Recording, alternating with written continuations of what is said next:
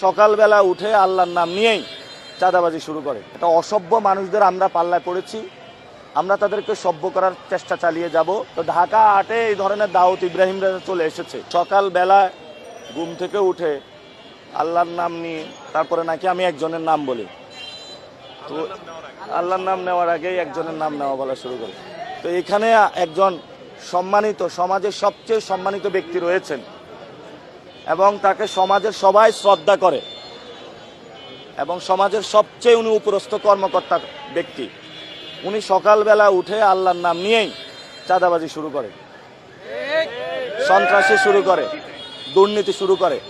তো যারা সকালবেলা উঠেই নামাজ পড়েই চাঁদাবাজি শুরু করে এবং রাত পর্যন্ত তাদের চাঁদাবাজি কর্মকাণ্ড চলে, আমরা দোকানদার ভাইদের উদ্দেশ্যে বলবো, সকালবেলা উঠেই আপনারা কমিটি গঠন করবেন। যখনই চাঁদা চাইতে আসবে এই সব লোকরা, তাদেরকে আপনারা ঠেকিয়ে দিবেন এবং চাঁদাবাজ মুক্ত এলাকা আমরা গঠন করব ইনশাআল্লাহ। আমরা একটা ঢাকা 8-এ অনেকগুলা অসভ্য মানুষদের পাল্লায় পড়েছি, যাদের সভ্যতা বলতে কিছু নাই। তারা কথা বলে গ্যাংস্টারদের ভাষায়, তারা কথা বলে আইয়ামে জাহিলিয়াতে মানুষ যেভাবে হলো কর্মকাণ্ড চালিয়েছে সেইভাবে। এখন তো যুগ পরিবর্তন হয়েছে, সেই কত হিজরি ছিল, রাসূল পরিবর্তন করে দিয়েছিল সবকিছু। আমাদের মনে হচ্ছে কিছু আইয়ামে জাহিলিয়াতের লোকদের সাথে আইসা আমরা পড়েছি। আমরা আইয়ামে জাহিলিয়াত থেকে ঢাকা 8-কে ইনশাল্লাহ মুক্ত করব।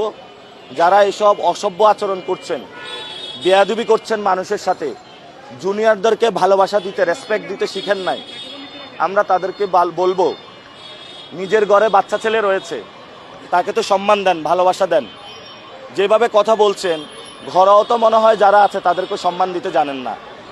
যদি ফ্যামিলিতে মানুষের আপব্রিঙ্গিং ভালো না হয়, যদি ফ্যামিলিতে সুশিক্ষা না হয়, ফ্যামিলিতে যদি সম্মান দিতে না জানে মানুষ, তখন বাহিরে এসে মানুষকে অসম্মানিত করার প্রচেষ্টা করা হয়। তা আমরা বলবো, একটা আইয়ামে জাহিলিয়াতে আছি, একটা অসভ্য মানুষদের আমরা পাল্লায় পড়েছি, আমরা তাদেরকে সভ্য করার চেষ্টা চালিয়ে যাব এবং ভোটের মাধ্যমে আপনারা তাদেরকে সভ্য করবেন। ভোটের মাধ্যমে আগামী 12 তারিখে আমরা আইয়ামে জাহিলিয়াত থেকে মুক্ত হতে চাই।